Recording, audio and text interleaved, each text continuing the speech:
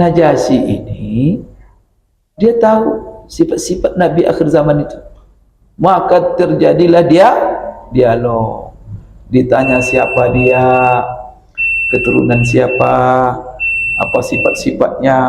Bacalah nanti sejarah tentang hijrahnya sahabat ke Habsyah. Di situ ada dialog. Jadi setelah Bapak Ibu dijelaskan oleh Ja'far semuanya persis seperti yang dia baca lalu dia beriman. Tapi imannya dia sembunyikan. Neraja kan? Sebab kalau tidak dia sembunyikan bisa menjadi pecah. Kalau dia iklankan Islamnya atau kacau, maka dia sembunyi-sembunyi masuk Islam.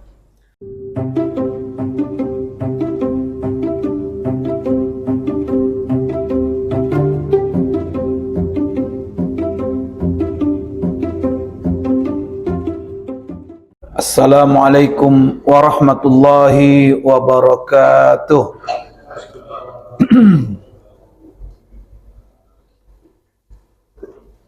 Alhamdulillahi rabbil alamin. Wa bihi nasta'in ala umurid dunya waddin. Wassalatu wassalamu ala ashrafil anbiya'i wal mursalin wa ala alihi wa ashabihi wa man tabi'ahum waqtada bihadihim waqtafa asarahum ila yaumiddin, amma ba'd. Hadis yang terakhir kita baca kemarin adalah yaitu apa diceritakan oleh Anas bin Malik radhiyallahu anhu qala kana naqshu khatami Rasulillah sallallahu alaihi wasallam Muhammad satrun wa rasulun satrun wallahi satrun. Apa artinya ini? Anas bin Malik meriwayatkan dengan berkata bahwa ukiran cincin Rasulullah sallallahu alaihi wasallam itu adalah, jadi ini berbicara apa kalimat yang diukir dalam cincin Rasulullah sallallahu alaihi wasallam itu. Maka yang semula menceritakan kata-kata yang terukir di cincin Rasulullah sallallahu alaihi wasallam itu adalah 3 kata. Muhammadun Rasulullah. Bagaimana susunannya?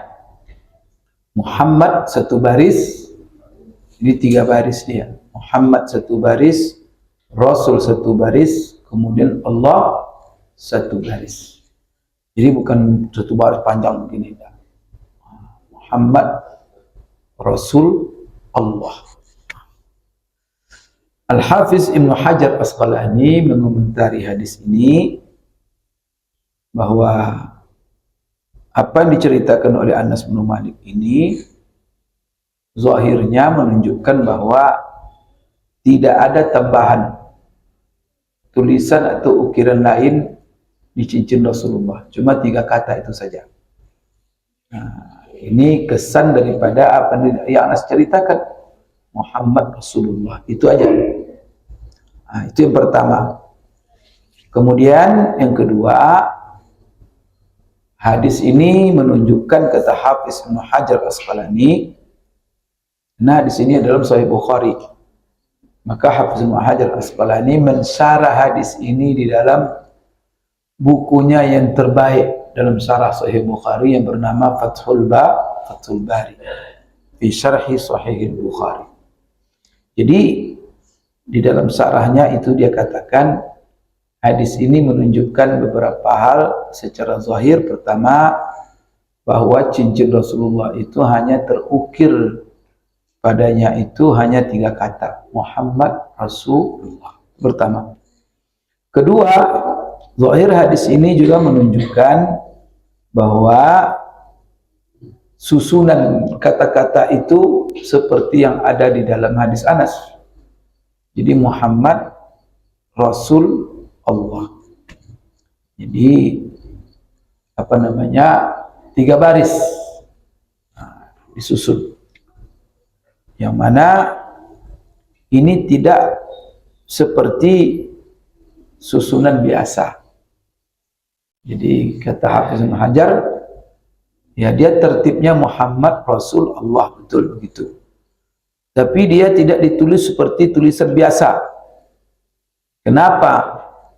Karena tulisan itu akan digunakan untuk menjadi stempel, cap. Maka tidak Muhammad Rasul, begitu tidak biasa. Jadi karena dia dijadikan untuk stempel nanti dibalik, maka karena kebutuhannya adalah untuk di stempel, maka huruf-huruf yang diukir pada cincin Rasulullah itu terbalik. Nah, terbalik nanti susunan apa namanya huruf-hurufnya. Jadi tidak Muhammad begitu, tapi dibalik, terbalik. Supaya apa? Supaya ketika dijadikan dia stempel dia benar, keluar dengan kata-kata yang benar. Nah, ini kata Hafiz Ibnu Hajar mengomentari hadis ini. Sebagian ulama menilai jadi cincin Rasulullah itu kata Hafiz Muhammad dulu Rasul Allah, tapi Muhammad itu tulisannya dibalik hurufnya, nah, supaya dia pas nanti ketika dia jadikan stempel cap.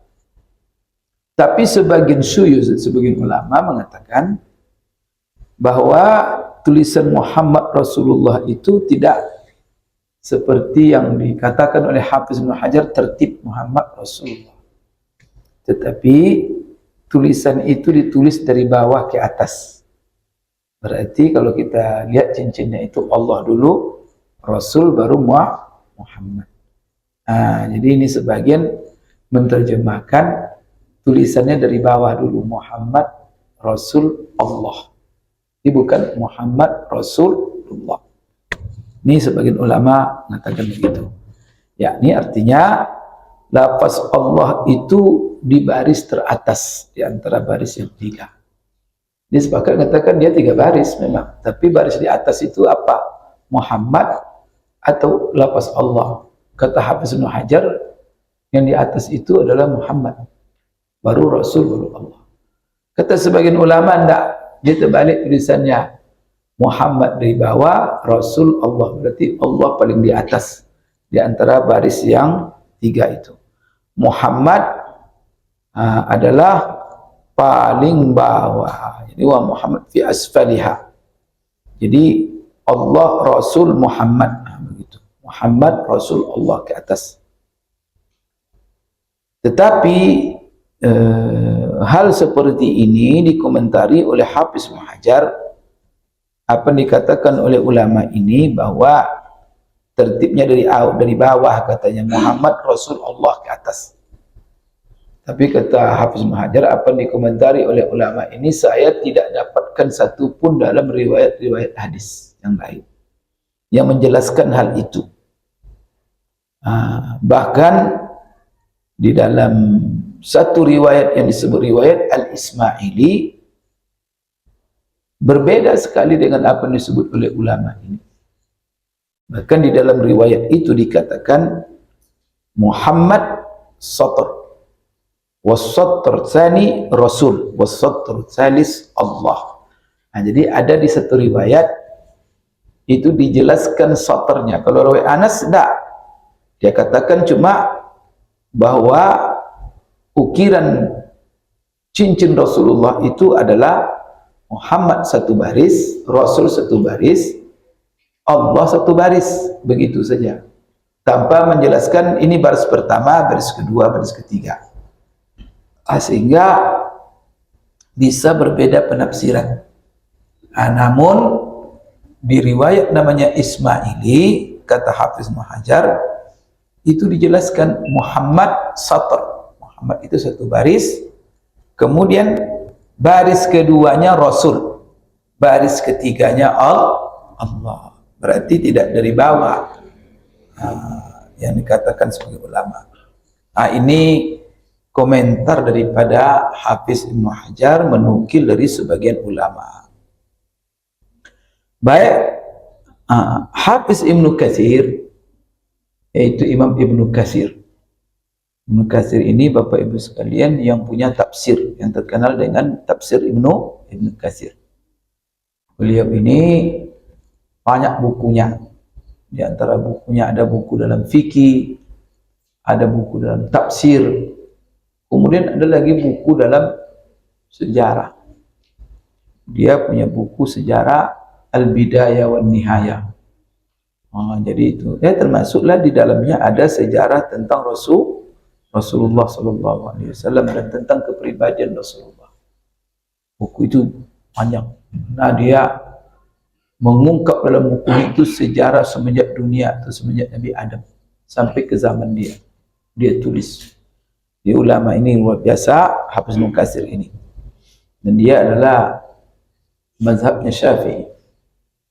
Jadi Hafiz Ibnu Katsir mengatakan wa ka'annahu wallahu a'lam kana mangkusan.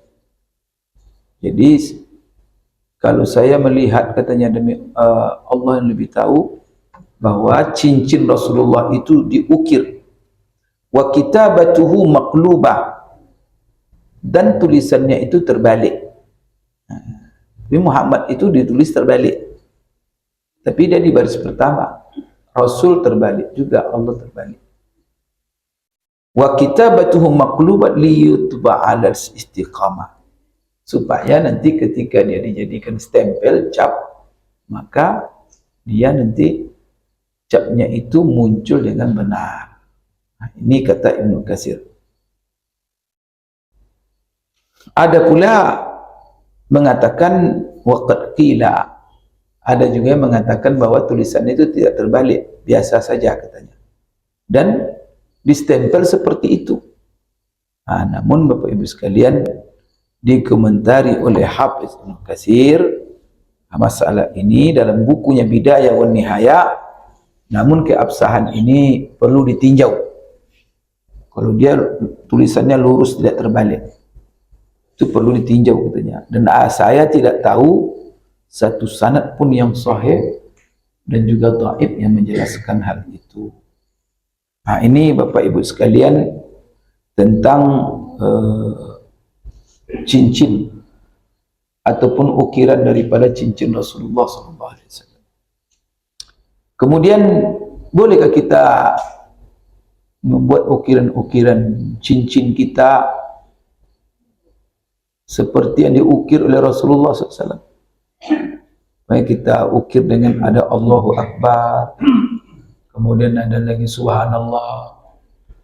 Nah, kalau kita tulis nama kita, barangkali tak masalah, nama kita, nama orang tua kita di cincin kita.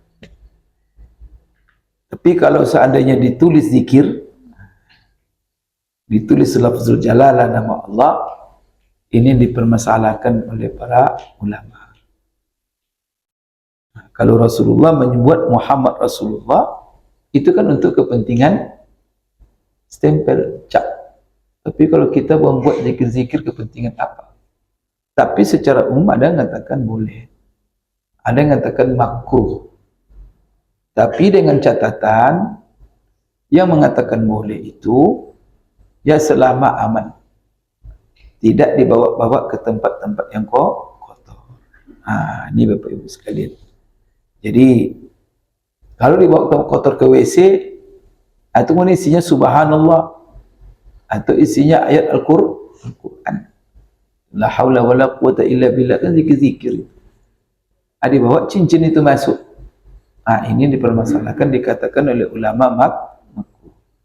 Tapi kalau bisa menjaga dan aman, tidak akan kita bawa ke tempat-tempat yang tidak dibolehkan kita membawanya, tempat-tempat yang kotor, dan cincin kita berisi zikir, tulisan zikir, maka inilah pendapat yang mengatakan boleh. Jadi yang mendapatkan boleh kalau aman.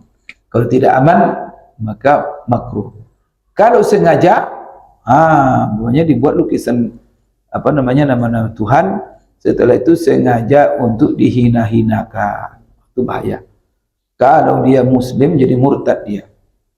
Kalau orang kafir yang membuat begitu, itu Bapak Ibu sekalian perlu kita tegakkan amar ma'ruf nahi munkar, dengan diam kita.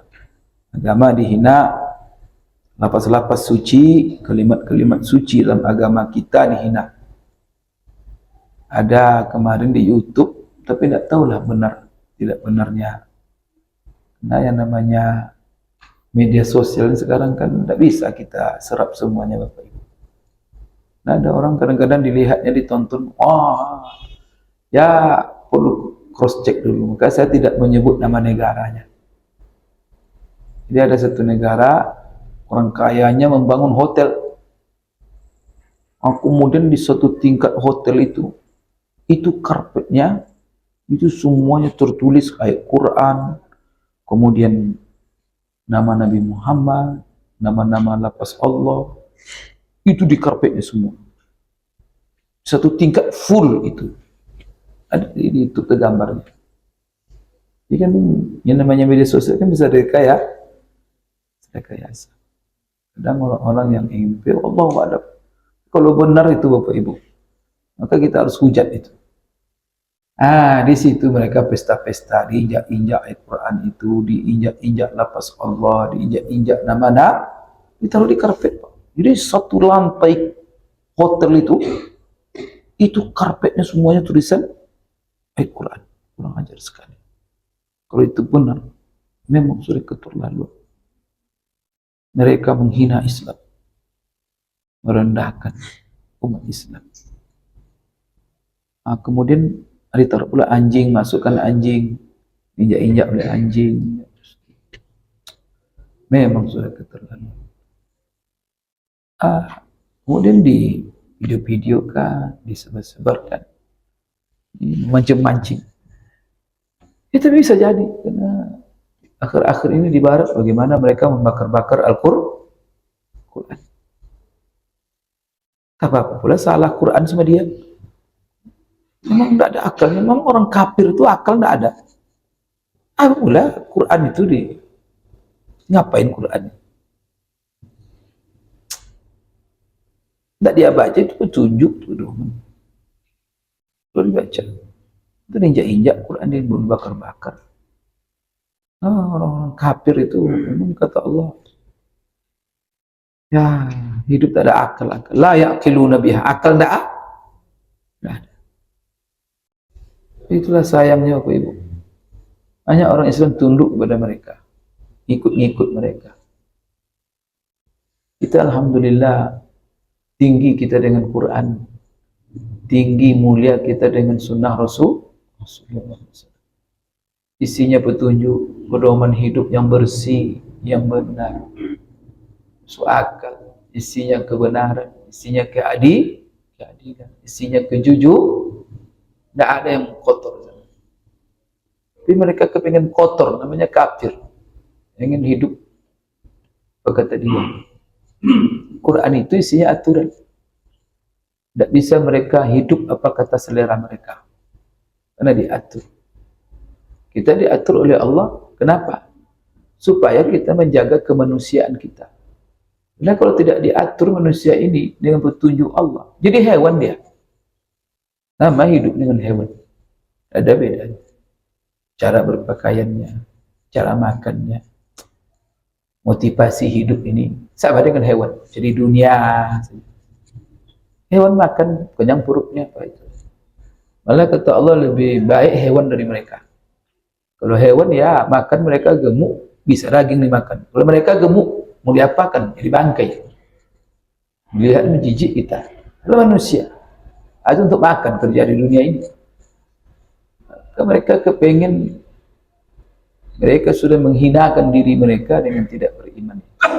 Diajak-ajak pula orang lain.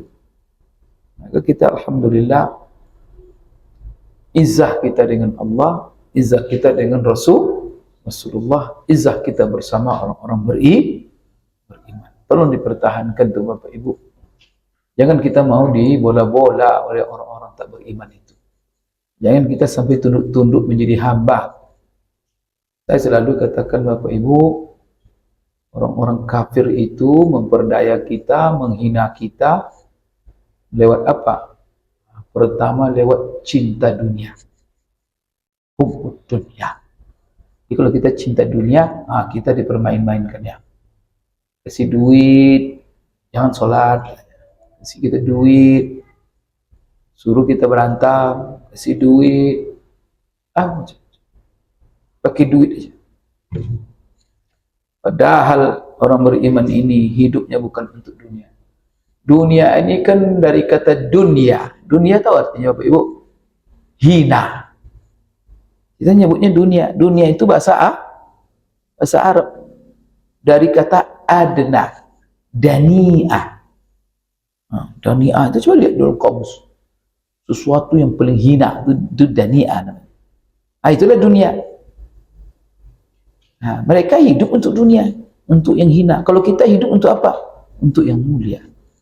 Maka semboyan kita, hidup kita, inna solati wa nusuki wa mahyaya wa mamati lillah. Kalau mereka, hidup mereka, mati mereka liddun. Sama itu. Yang penting mereka uang, duit, uang, menghalalkan segala cara. Atau kita tiru-tiru pula mereka. Astagfirullahaladzim. Mereka menghasilkan uang dengan judi, dengan narkoba, dengan menjual manusia.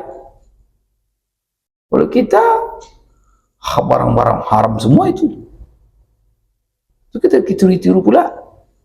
Kita dengan iman kita, dengan Islam kita. Jadi jangan kita mau digoda-goda dengan dunia ini, orang kafir itu. Kalau kita sudah cinta dunia di tangan mereka, kita dipermain, dihina-hinanya mereka. Maka Bapak Ibu, kalau kita hidup karena Allah, maka dunia tak ada guna. Maka dunia ini sama, tidak ada kenikmatannya yang lama. Semuanya sementara. Jadi semua yang kita cari di dunia ini, kalau untuk dunia, itu hilang semuanya. Maka semua yang kita cari harus untuk Allah, itulah yang kekal. Maka cari duit untuk Allah, untuk bayar nafkah, kewajiban Allah kepada kita. Didik anak, kita cari duit supaya dengan duit kita mendidik anak menjadi soleh. Maka duit tadi itu menjadi abadi dia. Kenikmatan, rahmat, Allah beri ganjaran surga. Kemudian kita cari duit untuk umrah, cari duit, pokoknya semuanya untuk Allah. Tapi kalau untuk dunia, maka orang-orang tak beriman untuk dunia semua. Untuk dunia Bapak Ibu, berujung kepada 3. Semua kalau kita cari dunia, duit siang malam. Cuma untuk dunia ini kalau dia dimakan menjadi tai, busuk. Kalau untuk dunia kalau dibelikan barang-barang jadi sampah. Dunia kalau digunakan untuk melihara badan jadi bangkai. Maka sibuk siang malam untuk dunia. Berarti orang yang kalau untuk dunia aja dia, berarti dia hidupnya untuk membuat kotoran, ngumpulin sampah. Ketiga, melihara bangkai. Karena badannya berujung ke bangkai yang busuk. Tidak ada jasad manusia jadi emas, tidak ada itu. La ilaha illallah. Dan jangan sama sekali untuk dunia hidup ya. Lillah, Masya Allah. Itu kita baca terus. Raditu billahi rabba, wa bil islami dina, wa bi Muhammadin nabiyya wa rasulah. Pagi-pagi kita sudah bilang, asbahtu ala fitratil Islam, wa kalimatil ikhlas, wa ala dini nabiyyina Muhammadin sallallahu alaihi wasallam, wa ala millati abina Ibrahim Hanifa wa ma kana minal musyrikin. Jadi itu ya. Kemudian dunia ini Bapak Ibu sekalian, tidak ada kita bawa. Capek ngumpulkan itu mati, tinggal. Kalau untuk dunia tinggal, berebut-rebut orang, tinggal hisap lagi. Tapi kalau semua yang kita cari untuk Allah, maka semua yang kita tinggalkan itu menjadi bekal. Allah, apapun pemanfaatan. Alhamdulillah, petunjuk Islam Bapak Ibu indah sekali. Rugi orang tak beriman Islam. Maka pesan saya kepada kita semua orang beriman, jangan mencontoh-contoh orang tak beriman. Contoh kita cukup Rasulullah. Kita punya orang-orang yang mencontoh Rasulullah, sahabat. Kita punya orang-orang yang menjadi contoh bagi kita dalam melaksanakan kehidupan Rasulullah, para ulama, orang-orang yang soleh. Tak perlu kita mereka-mereka. Cukup. Bapak Ibu sekalian, Islam, Masya Allah. Alhamdulillah. Baik, hadis berikutnya. Ini hadis Anas bin Malik lagi nih. Berarti hadis ini tentang ukiran cincin Rasulullah. Berarti cincin Rasulullah itu ada ukirannya. Apa ukirannya? Muhammad Rasulullah. Baik. Berikutnya Anas bin Malik. Dari Anas bin Malik juga radhiyallahu anhu, semoga Allah meridainya. Banyak Anas menceritakan tentang Rasulullah. Karena dia khadim Rasulullah. Maka Anas menceritakan anna Nabiyya sallallahu alaihi wasallam kataba ila Kisra wa Qaisar wa Najasyi, bahwa Rasulullah sallallahu alaihi wasallam, kata Anas, menulis surat kepada Kisra, maksudnya kepada Raja Kisra. Kaisar Kisra ini adalah Raja Persia. Mereka ini penyembah api. Penyembah api Kisra. Wa Kaisar. Kaisar ini adalah gelar Raja Romawi. Itu pusatnya di Roma itu. Pusatnya memang di Roma, kan namanya Romawi. Kenapa Romawi? Ya karena dia memang di Roma. Kalau Bapak pergi ke Italia, coba pergi ke Italia, besok Italia itu di mana letaknya? Di Eropa. Pergi ke kota Roma, maka di situ ada bekas pusat kerajaan Roma. Itu gedung-gedungnya masih kuat.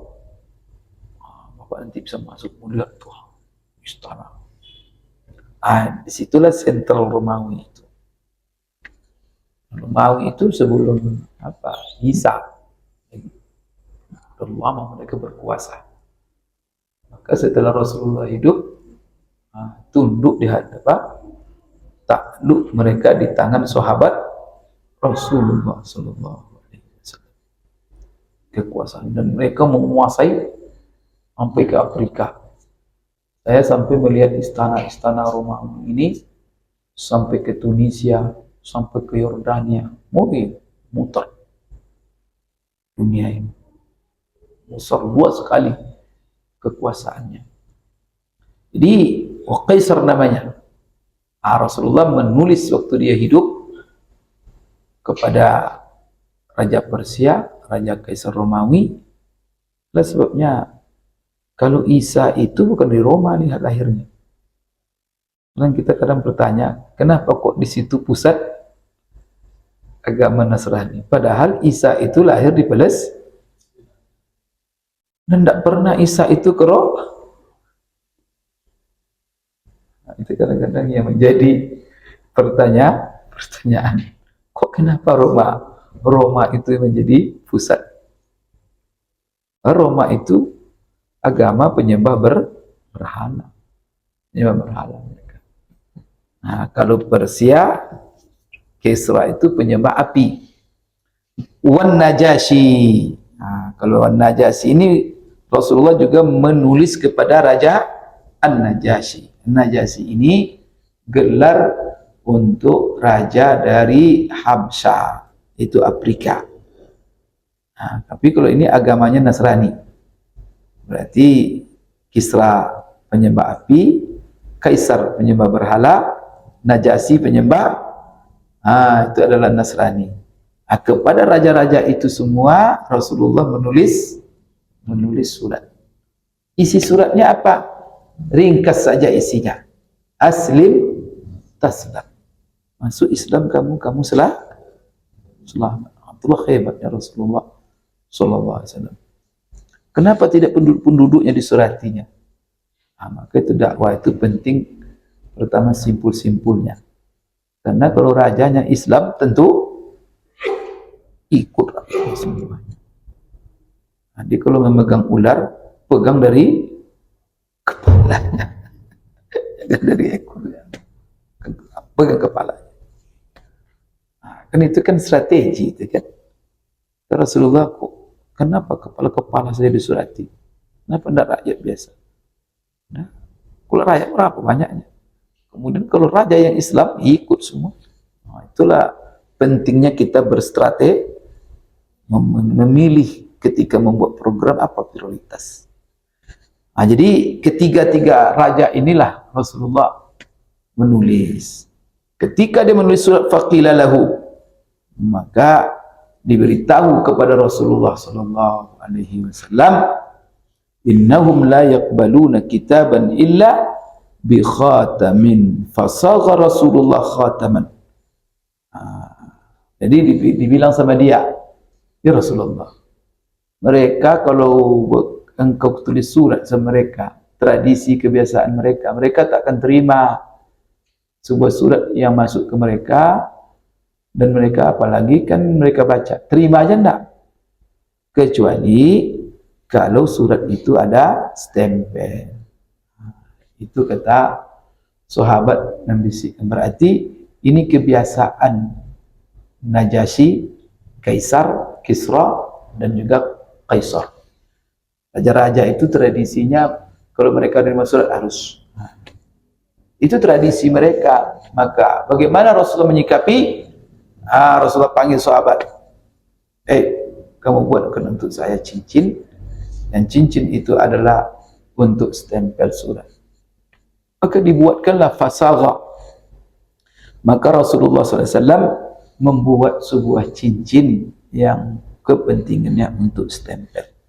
Halqatuhu fittah, yang mana pegangan cincin itu, jaringan cincin itu terbuat dari perak.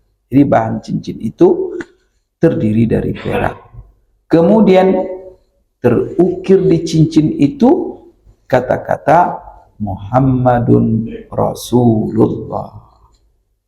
Berarti Bapak Ibu, cincin yang menjadi stempel untuk menstempel surat-surat Rasulullah kepada Kisra, Kaisar, Najasyi, maka di situ ada ukiran tulisan yang isinya Muhammad Rasulullah SAW. Ini hadis menjelaskan Bapak Ibu, hadis yang di atas, jadi lebih rinci lagi penjelasannya. Kalau di atas kan Anas menceritakan bahwa ukiran cincin Rasulullah Muhammad Satar, bagaimana sifatnya Muhammad satu baris, satu baris. Kalau ini menceritakan Rasulullah menulis kenapa Rasulullah sampai membuat cincin, dan cincin itu ada di situ ukiran Muhammad Rasulullah. Sebabnya adalah karena dia menulis surat ke Kisra, Kaisar, Najasyi, dan raja-raja lainnya, dan itu butuh kepada stempel. Maka di cincin Rasulullah itu ada kata-kata Muhammad Rasulullah sebagai stempel. Bapak Ibu sekalian, di dalam hadis yang lain dari Anas juga bahwa Rasulullah SAW menulis kepada Kisra, menulis kepada Kaisar, menulis kepada Najasyi, dan kepada seluruh pimpinan-pimpinan dunia ketika itu. Dalam hadis yang lain, Anas menceritakan isi surat itu. Apa kata Anas? Yad'uhum ilallah. Yang mana isi surat Rasulullah kepada mereka-mereka itu adalah mendakwah mereka untuk masuk Islam. Itulah. Bukan untuk minta utang. Bukan surat minta utang. Padahal Rasulullah di Madinah waktu itu susah. Jalan aspal tidak ada. Ya kan? Kemudian ekonomi susah. Makanan susah. fasilitas susah, Rasulullah pemimpin. Tapi disurat-suratin mereka untuk misi. Maka misi itu lebih mulia daripada masalah dunia. Maka Rasulullah bukan minta utang sama mereka. Kalau minta utang, Rasulullah didikte. Nah, sekarang Rasulullah apa? Dilihatkan ideologi. Berubah akidahmu. Masuk Islam, kamu selamat. Saya ajak. Tentu kan kaget mereka. Siapa ini orangnya? Nah, kan gitu. Berarti ini orangnya sudah kenyang ini katanya. Berarti ini orangnya sudah. Jadi kalau minta utang sama dia tentu dibawa. Diaturnya kita. Didik. Kita. Maka Rasulullah disuruh sabar sahabat-sahabat semua. Jangan merendahkan diri di depan musuh-musuh. Habis kita nanti oleh dia. Maka Rasulullah menulis surat mengajak mereka masuk Islam. Itulah hebatnya Rasulullah sallallahu alaihi wasallam. Masya Allah. Bapak Ibu sekalian, ini Najasyi yang disebut di dalam hadis ini. Najasyi yang mana ini? Imam Nawawi ataupun dalam riwayat itu dari Anas, walaysa bin Najasyi alladhi shalla alaihi Nabi sallallahu alaihi wasallam. Najasyi yang dimaksud, yang ditulis Rasulullah surat kepadanya, itu bukan Najasyi yang Rasulullah solatkan dia dengan solat gaib jenazahnya. Kalau Najasyi yang disolatkan Rasulullah itu Najasyi itu masuk Islam. Saya lupa namanya. Jadi, dan itu kisahnya sebelum hijrah ke Madinah. Jadi awal-awal para sahabat mendapat tekanan, intimidasi dari orang Quraisy karena mereka masuk Islam, banyak dibunuh, Bilal azab, pokoknya tidak ada azab lah. Siapa yang tidak punya backing, memang menderita. Maka untuk menyelamatkan, mereka tidak bisa sholat, tidak bisa menampakkan agama Islam di di Mekah. Maka Rasulullah suruh mereka keluar, mencari tempat yang aman. Kemana Rasulullah suruh mereka? Maka Rasulullah suruh mereka ke Habasyah. Di situ kata Rasulullah, ada seorang raja yang Nasrani, orangnya baik, orangnya simpati, orangnya penerima tamu. Berangkat kalian ke sana. Maka berangkatlah sekian puluh orang di bawah pimpinan paman Rasulullah yang bernama Ja'far bin Abi Thalib. Maka tiba di sana, disambut mereka oleh Raja Najasyi. Terjadilah dialog antara Najasyi dengan Ja'far. Karena Raja Najasyi ini yang hafal Injil, tahu dia isi Injil. Tapi Injilnya bukan Injil-Injil yang diseleweng, yang sudah banyak penyelewengan, masih Injil-Injil asli. Maka dibacanya, dan dia tahu di dalam Injil itu ada penjelasan sifat-sifat Rasul. Najasyi ini sudah tahu bahwa akan lahir Nabi. Di mana dia dapatkan? Dan sekarang itu Bapak Ibu sekalian, ada di antara yang masuk Islam itu. Kenapa kamu masuk Islam? Saya masuk Islam karena baca Injil, karena saya baca Injil katanya, bukan karena Quran. Karena dalam Injil itu setelah saya terdapatkan isyarat kepada Nabi Muhammad. Maka Injil yang membuat saya masuk, ada di YouTube itu. Ibu sekalian. Nah, jadi Najasyi ini dia tahu sifat-sifat Nabi akhir zaman itu. Maka terjadilah dialog. Ditanya siapa dia, keturunan siapa, apa sifat-sifatnya. Bacalah nanti sejarah tentang hijrahnya sahabat ke Habsyah. Di situ ada dialog.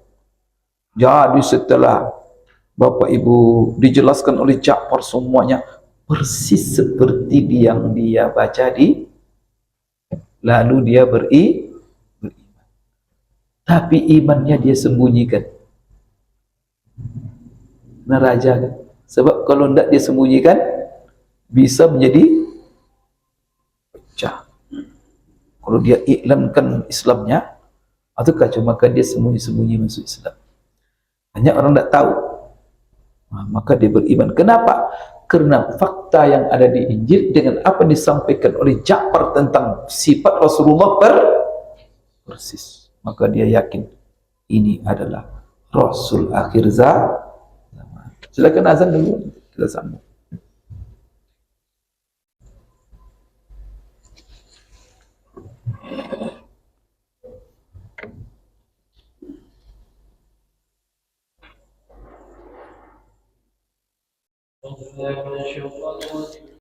Baik Bapak Ibu sekalian, kita sambung. Imam Nawawi mengomentari hadis ini dalam Syarah Sahih Muslim. Dia katakan, qala al-Imam An-Nawawi, Kisra laqabun li kulli man malaka min mulukil Furs. Kisra itu adalah gelar bagi setiap raja yang menguasai Persia. Wa Kaisar laqabun liman malakar Rum, yaitu gelar bagi raja Romawi. Wan Najasi itu adalah gelar raja Hamsyah. Ada lagi Khaqan. Khaqan ini kata Imam Nawawi itu gelar raja yang menguasai Turki. Jadi dulu raja-raja Turki dulu itu gelarnya Khaqan. Wa Fir'aun. Kalau Fir'aun gelar apa? Gelar raja-raja Mesir. Fir'aun ente katanya kan, atau Mesir itu. Gelar raja-raja Mesir. Tapi Mesir itu dulu namanya Qips. Qips. Egypt. Jadi apa namanya, kalau Fir'aun itu gelar raja Egypt. Kalau Mesir itu sudah sejak lama, itu ada lagi kerajaannya, dan itu ada dalam Quran, dalam surah Yusuf. Maka apa nama raja Mesir dalam surah Yusuf? Sebab namanya Al-Aziz. Ya kan? Dalam surah Yusuf Al-Aziz. Maka Imam Nawawi mengatakan Aziz itu gelar bagi raja Mesir, sedangkan Fir'aun itu gelar untuk raja Egypt, Qips. Ada lagi Tubba wa qaumu Tubba. Pada juga diceritakan dalam Al-Quran, itu gelar untuk raja Himyar, atau daerah-daerah Yaman. Jadi masing-masing daerah itu punya gelar-gelar raja. Maka ini kata Imam Nawawi, maka Rasulullah mengirim surat-surat kepada mereka untuk mendakwah. Jadi yang Rasulullah tulis surat kepada mereka itu, yang Rasulullah jual itu ideologi. Kan yang lain-lain. Ideologi ditawarkan itu maka kita kalau ingin kerjasama orang negeri, kerjasama ideologi. Jangan minta kita kasih ide. Nah, dengan begitu kita ini menjadi bangsa yang terhormat. Di kekayaan SDM manusianya dengan ide-idenya. Itu kan akidah, hidayah, petunjuk. Maka umat Islam sebagai sumber untuk alam semesta. Jangan pula kita minta dunia kepada orang-orang apa itu. Habis kita dijajah. Kita minta dunia sama mereka, padahal Allah sudah karunia kita. Maka saya lihat orang-orang Islam di mana hidup buminya subur, buminya kaya, tapi kita tak pandai bersyukur. Kita nongkrong-nongkrong, malas berpikir, malas bekerja, hidup serasa disuruh. Nah, datang orang lain, habis dikuasai pasar kita, dikuasai tanah kita. Baru kita gigit duit sama mereka. Siapa yang menguasai pasar, siapa yang menguasai lahan, itu duit mana dia? Pabrik dia yang punya, itu duit dia. Nah, kalau dia duit, kita miskin, minta kemana? Kalau kita minta duit, ya sudah. Tapi kalaupun miskin tapi tak minta, atau hebat juga. Takut mereka. Kasih duit tak mau nih, oh no. Ini enggak sudah miskin? Astagfirullahaladzim, minta. Sudah miskin, cinta dunia. Gampang aja, sogok 50.000, jual lah gambar. 50.000 cuma harga. Setelah kalau kita hinakan diri kita dunia ini, Pak, 50.000. Padahal kita dengan iman ini manusia paling dijual dengan harga 50.000, 100.000 sembako. La ilaha illallah. Inilah nasib umat Islam begini. Padahal mereka Allah hidupkan di bumi yang kaya. Di Saudi Timur Tengah minyak di bawah, Masya Allah. Sehingga dulu Raja Faisal di stopnya minyak. Tak jalan mobil di Amerika itu. Lip tak jalan, bersepeda mereka semua. Minyak ada cadangan minyak ini. Kita sekarang minyak di atas, minyak ke bawah. Hidup la ilaha illallah. Apa masalahnya? Quran semua sudah menceritakan. Karena kita tak baca Quran, kita tak amalkan Quran. Mana lebih banyak baca Quran atau baca koran? Mana kita lebih banyak baca Quran atau lihat TikTok? Periksalah kehidupan kita sekarang. TikTok aja, Quran tak ada musim. Atau gimana? Kalau Allah katakan, wa innahu ladzikrul laka wa liqaumika. Ketinggianmu hai Muhammad, kemuliaanmu hidup di dunia ini dan pengikutmu tergantung terletak di Quran ini. Kalau kalian junjung tinggi, kalian mulia. Tapi kalau kalian belakangi, kalian menjadi maka kata Rasulullah, Allah angkat umat dengan Quran ini. Tetapi Allah turunkan juga derajat umat karena membelakangi Al-Quran.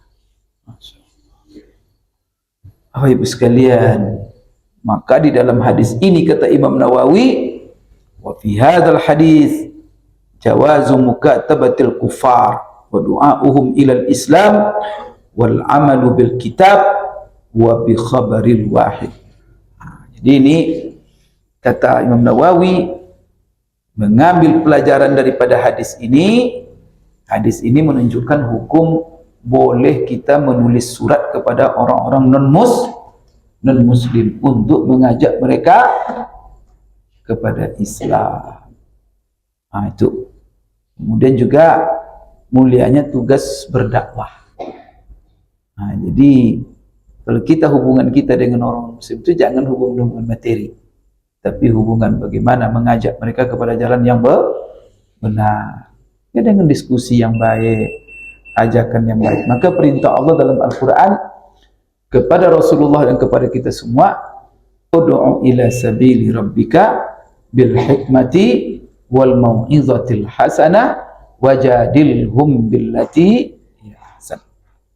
Panggil oleh kamu hai Muhammad, dakwai oleh kamu hai Muhammad mereka itu ke jalan Tuhan, kepada agama Islam. Dengan cara apa?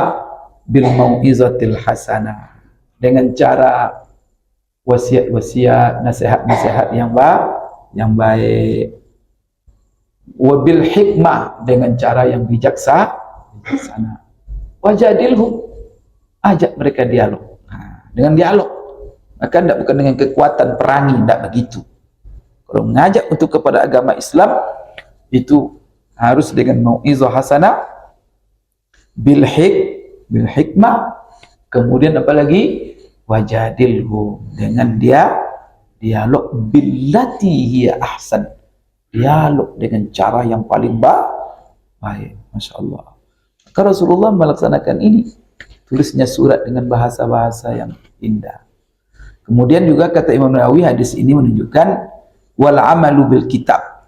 Maka kalau kita mendapat tulisan dari Rasulullah, Sallallahu Alaihi Wasallam, maka tulisan Rasulullah itu sama dengan sabdanya Rasulullah SAW. Apakah kita hanya berpegang kepada apa yang disampaikan Rasulullah kepada mulutnya atau apa yang ditulis oleh Rasulullah? Maka di sini hadis ini menunjukkan karena dia tulis surat itu kepada raja-raja dan raja-raja itu i'timad, berpegang kepada surat, berarti surat menyurat, tulis menulis itu menjadi hujjah di dalam agama kita. Kemudian juga ini juga kata Imam Nawawi menunjukkan khabarul wahid itu menjadi hujjah. Kenapa? Khabar wahid ini hadis. Hadis Bapak Ibu sekalian diriwayatkan oleh satu orang. Nah, sekarang yang membawakan surat Rasulullah kepada raja-raja itu berapa orang? Cuma satu tu biasanya. Nah, tetapi itu adalah muktamad untuk dijadikan oleh raja-raja itu pegangan bahwa ini dari Rasulullah. Berarti apa yang disampaikan oleh satu orang dari Rasulullah, apakah lewat mulutnya riwayat atau lewat tulisan Rasulullah yang satu orang, maka walaupun satu orang, hadis itu menjadi maka hadis yang diriwayatkan cuma oleh satu orang sampai 3 orang dan tidak sampai kepada tingkat mutawatir, itu namanya khabarul wahid, hadis ahad. Dan itu dipersoalkan ulama, apakah dia menjadi hujjah, dijadikan dasar dalil untuk amal-amal kita? Maka hadis ini salah satu pelajaran yang diambil bahwa Rasulullah menulis surat, berarti khabarul wahid menjadi hujjah. Itu kan dalam kajinya itu. Maka di sini fasagha Rasulullah sallallahu alaihi wasallam khataman, karena dibisikkan kepada Rasulullah mereka tak menerima surat kecuali dengan ada cap, maka Rasulullah membuat sebuah cincin yang ada stempel di situ. Al-Hafiz Ibnu Sayyidin Nas dia mengatakan bahwa kapan Rasulullah sallallahu alaihi wasallam pertama membuat cincin? Maka Ibnu Sayyidin Nas mengatakan Rasulullah membuat cincin itu di tahun ke-7 Hijriah. Jadi pertama Rasulullah pakai cincin pada tahun keberapa? Tahun 7 Hijriah. Berarti setelah tahun ke-7 setelah hijrahnya beliau ke Madinah. Namun Bapak Ibu sekalian, selain Ibnu Sayyidin Nas dan ahli sejarah mengatakan, memastikan bahwa Rasulullah membuat cincin itu di tahun ke-6 Hijriah. Jadi ada mengatakan Rasulullah membuat cincin tahun ke-6, ada mengatakan tahun ke-7. Ini sejarah. Maka Hafiz Ibnu Hajar dia menggabung antara dua pendapat ini. Apa dia katakan? Bahwa Rasulullah sallallahu alaihi wasallam memang memesan cincin itu di tahun ke-6 Hijriah, di akhir tahun dia pesan. Di akhir tahun dia pesan cincin itu, tapi selesainya cincin itu di awal jadi di akhir tahun ke-6 Hijriah beliau pesan cincin itu, di awal tahun ke-7 baru cincin itu jadi dan beliau pakai. Maka benar semua orang mengatakan bahwa Rasulullah memegang cincin ataupun membuat cincin itu di tahun ke-6.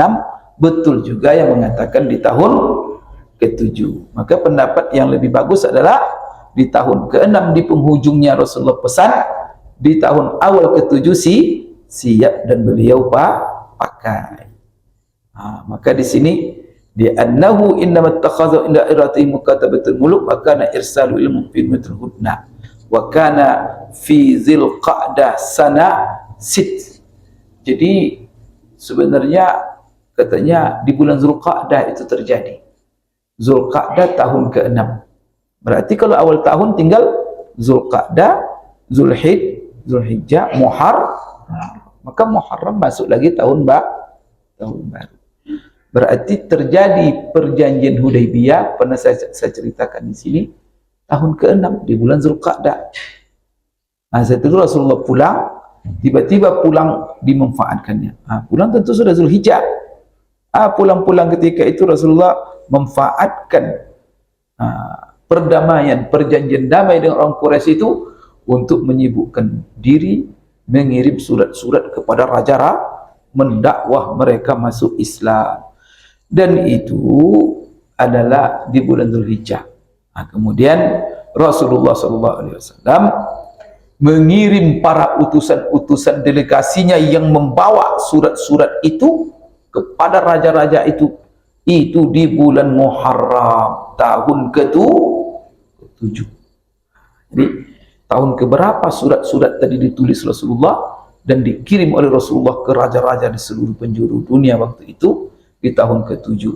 Wa kana ittikhazuhul khatam qabla irsalir rusul ila muluk. Tentu kan cincin itu dibuat sebelum itu, dibuatnya di bulan Dzulhijjah tahun 6, tapi dipakainya di bulan Muharram tahun ke-7. Terakhir Bapak Ibu sekalian, Ibnu Qayyim mengatakan, menjelaskan sejarah ini lebih rinci lagi. Semua yang kita apakan tadi dikatakan oleh Ibnu Qayyim.